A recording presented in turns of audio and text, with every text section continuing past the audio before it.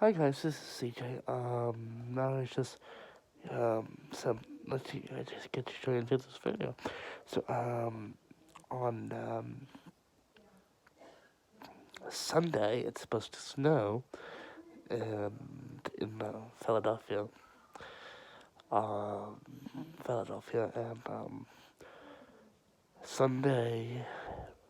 Well, yes, night, Saturday night, Sunday morning, throughout Sunday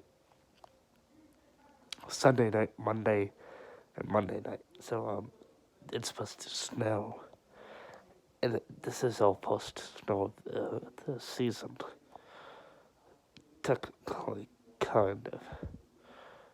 And so, yeah. So this is all post snow of the season. Everybody's like, "Oh, it's gonna be the worst snow of the season in the century and all that stuff."